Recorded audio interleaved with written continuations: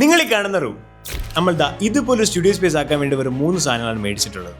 250 വാട്ട്സിൻ്റെ ഒരു continuous light, ഒരു ഗ്രിഡുള്ള soft box, പിന്നെ നിങ്ങൾ ഈ ബാക്കിൽ കാണുന്ന ബാക്ക് ഡ്രോപ്പ്. ഈ സ്റ്റുഡിയോ സ്പേസ് ഉപയോഗിച്ച് നമുക്ക് gaming, podcast, unboxing and experimental videos ഇതെല്ലാം ചെയ്യാൻ പറ്റും. സോ ഈ സ്റ്റുഡിയോ സ്പേസ് നമ്മൾ എങ്ങനെയാണ് ക്രിയേറ്റ് ചെയ്യുന്നുള്ളൊരു ഡീറ്റെയിൽ വീഡിയോയിലോട്ട് നമുക്ക് പോകാം. ഇങ്ങനെ ഒരു സ്റ്റുഡിയോ ഉണ്ടാക്കാൻ നമുക്ക് ഇമ്പോർട്ടൻ്റ് ആയിട്ട് വേണ്ടത് ഒരു ലൈറ്റാണ്. ഇത് ഡിജിടെക്കിൻ്റെ കണ്ടിന്യൂസ് ആയിട്ടുള്ള 250 വാട്ട്സിൻ്റെ ലൈറ്റാണ്. പവൻസ് മൗണ്ട് ഉപയോഗിച്ചിട്ടാണ് നമ്മൾ ഈ ലൈറ്റ് മൗണ്ട് ചെയ്യുന്നത്. അതുകൂടാതെ ഇതിൻ്റെ അകത്ത് ഒരുപാട് സ്പെഷ്യൽ എഫക്ട്സ് ഉണ്ട്. മെയിനായിട്ട് പറയാനായിട്ടാണെങ്കിൽ പാപ്പരാസി ഉണ്ട്, ടെലിവിഷൻ ഉണ്ട്, ഫ്ലാഷ് ഉണ്ട്, അതുകൂടാതെ ബ്രോക്കൺ ബൾബ് എന്ന് പറഞ്ഞ എഫക്റ്റ് ഉണ്ട്. ഡിജിടെക്കിൻ്റെ ഈ light high strength aluminium alloy വെച്ചിട്ടാണ് ഉണ്ടാക്കിയിരിക്കുന്നത്. അതേപോലെ ഇതിൻ്റെ കൂടെ നമുക്ക് ഒരു റിഫ്ലക്ടർ കിട്ടും. ഈ റിഫ്ലക്ടർ വന്നിട്ട് ഡിഫ്യൂസറായിട്ട് ആക്ട് ചെയ്യും. അതുപോലെ തന്നെ ഇതിൻ്റെ അകത്തൊരു സിൽവർ കോട്ടിംഗ് ഉണ്ട്. അപ്പം ഈ ലൈറ്റിൻ്റെ മൊത്തം വെയിറ്റ് വന്നിട്ട് 1.8 kg ആണ്. അടുത്തത് നമ്മളുടെ സ്റ്റുഡിയോയ്ക്ക് വേണ്ടി നമ്മൾ മേടിച്ചൊരു മെയിൻ ഐറ്റമാണ് സോഫ്റ്റ് ബോക്സ്. ഇതാണ് നമ്മുടെ ഗോഡോക്സിൻ്റെ അംബ്രല്ല സോഫ്റ്റ് ബോക്സ്. ഇത് നമുക്ക് ഈസി ആയിട്ട് എങ്ങനെയാണോ നമ്മളൊരു അംബ്രല്ല മടക്കുന്നത് അതുപോലെ ഈസി ആയിട്ട് നമുക്കിത് മടക്കാൻ പറ്റും. ഇതിൻ്റെ സൈസ് വന്നിട്ട് 80 സെൻറ്റിമീറ്റർ ആണ്. വെയിറ്റ് വന്നിട്ട് 1.6 കിലോഗ്രാമും. ഈ സോഫ്റ്റ് ബോക്സിൻ്റെ കൂടെ നമുക്ക് 2 ലെയർ ഡിഫ്യൂസറും അത് കൂടാതെ ഹണികോം ഗ്രിഡും ഉണ്ട്. ഇത് രണ്ടും വന്നിട്ട് വെൽക്രോ അറ്റാച്ച്മെൻ്റ് ആണ്. സോ നമുക്കിത് ഈസി ആയിട്ട് ഫിക്സ് ചെയ്യാനും റിമൂവ് ചെയ്യാനും പറ്റും.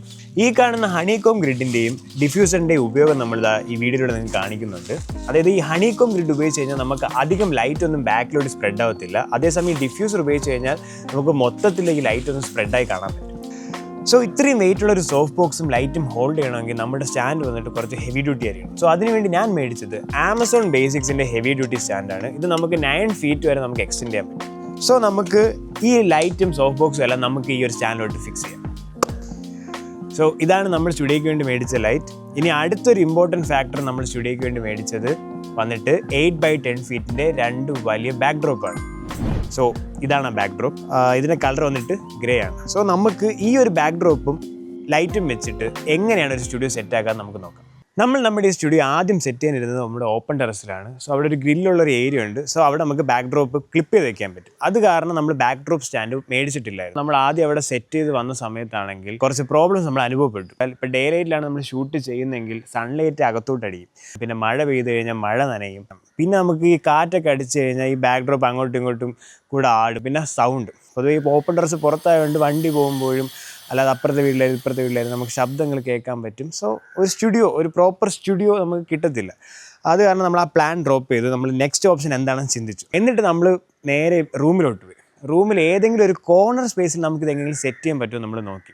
പക്ഷേ അവിടെ നമ്മൾ പ്രശ്നം അനുഭവപ്പെട്ടത് എന്തെന്ന് വെച്ചാൽ നമുക്ക് ബാക്ക് ഡ്രോപ്പ് സ്റ്റാൻഡ് ഇല്ല, ക്ലിപ്പ് ചെയ്ത് വയ്ക്കാൻ പറ്റത്തില്ല. ബാക്ക് ഡ്രോപ്പ് സ്റ്റാൻഡ് നമ്മൾ നോക്കിയ സമയത്ത് അത്യാവശ്യം കോസ്റ്റ്ലിയാണ്. അപ്പം ചിന്തിച്ച് എന്താണെന്ന് വെച്ചാൽ നമുക്കിതെന്തുകൊണ്ട് നമുക്ക് സ്വന്തമായിട്ട് ഉണ്ടാക്കി ചിലവ് ചുരുക്കിക്കൂടാ. സോ നമ്മൾ PVC പൈപ്പ് മേടിച്ചു, അതിനുശേഷം ഒരു ബാക്ക് ഡ്രോപ്പ് സ്റ്റാൻഡ് ഉണ്ടാക്കി. സോ നമ്മൾ അടുത്ത വീഡിയോ ബാക്ക് ഡ്രോപ്പ് സ്റ്റാൻഡ് എങ്ങനെയാണ് ഉണ്ടാക്കുന്നത് എന്നുള്ളതാണ്. സോ നമുക്ക് അതിലോട്ട് പോകാം. നമ്മൾ ബാക്ക് ഡ്രോപ്പ് സ്റ്റാൻഡ് ഉണ്ടാക്കാൻ പോകുന്നത് PVC ഉപയോഗിച്ചിട്ടാണ്. മെയിൻലി ഈ PVCയെ 3 സ്ട്രക്ചറായിട്ട് ഡിവൈഡ് ചെയ്തിട്ടുണ്ട്. ഈ മെയിനായിട്ടുള്ള സ്ട്രക്ചർ നമ്മൾ 8 feet നീളമുള്ള ഒരു PVC പൈപ്പും ഇതിൻ്റെ എൻഡിൽ വന്നിട്ട് നമ്മൾ എൽബോ കണക്ട് ചെയ്തിട്ടുണ്ട്.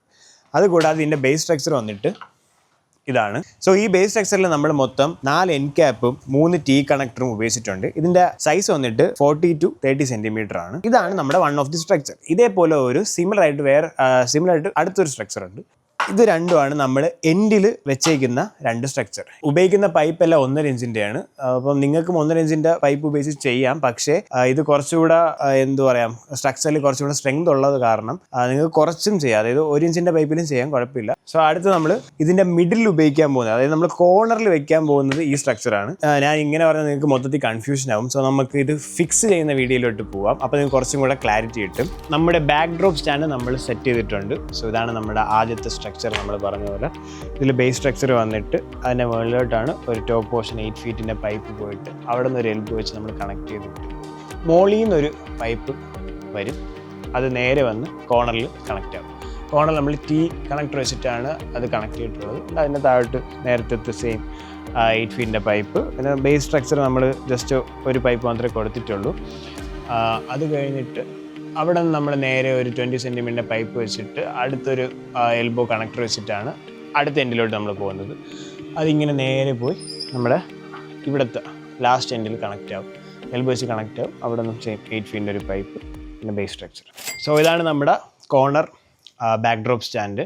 ഇനി നമുക്കാണെങ്കിൽ ഇതെല്ലാം കൂടെ കൊണ്ടുപോയി സ്റ്റുഡിയോയിൽ സെറ്റ് ചെയ്യാം. ഇങ്ങനെയാണ് നമ്മുടെ ഈ ഒരു ചെറിയ സ്റ്റുഡിയോ സെറ്റപ്പ് നമ്മൾ പണിതെടുത്തത്. സോ ഇതിനു വേണ്ടി നമുക്ക് ആയിട്ടുള്ള ടോട്ടൽ കോസ്റ്റ് എന്ന് പറയുന്നത് 16,000 rupees ആണ്. പിന്നെ ഇതിനൊരു പോരായ്മ എന്താണെന്ന് വെച്ചാൽ ചേട്ടൻ പറയും. അതായത് നമ്മൾ വാങ്ങിച്ച ബാക്ക് ഡ്രോപ്പ് അതിൻ്റെ നല്ല നൈസ് തുണിയാണ്, അപ്പം നമുക്ക് ബാക്കിലുള്ളതൊക്കെ കാണാൻ പറ്റും. നിങ്ങൾ വാങ്ങിക്കുമ്പോഴത്തേനും കുറച്ച് കട്ടിയുള്ള തുണി മേടിക്കും. അതുപോലെ തന്നെ നിങ്ങൾക്ക് മാക്സിമം ബാക്ക് ഡ്രോപ്പ് ഒഴിവാക്കിയിട്ട് ബാക്കിലത്തെ വോളിൽ തന്നെ നിങ്ങൾ പെയിൻ്റ് അടിച്ച് കഴിഞ്ഞാൽ കുറച്ചും കൂടെ ബെറ്റർ ആയിരിക്കും. സോ ഈ ഒരു കോസ്റ്റിൻ്റെ അകത്ത് നമുക്ക് ശരിക്കും പറഞ്ഞാൽ ഈ ഒരു ടൈപ്പ് ഓഫ് സ്റ്റുഡിയോ നമുക്ക് ചെയ്തെടുക്കാൻ പറ്റും. സോ നിങ്ങൾക്ക് ഈ വീഡിയോ ഇഷ്ടപ്പെട്ടെങ്കിൽ ലൈക്ക് ചെയ്യുക, കമൻറ്റ് ചെയ്യുക. ഇനി ഇതേപോലത്തെ വീഡിയോസ് നിങ്ങൾക്ക് വേണമെങ്കിൽ സബ്സ്ക്രൈബ് ചെയ്യുക.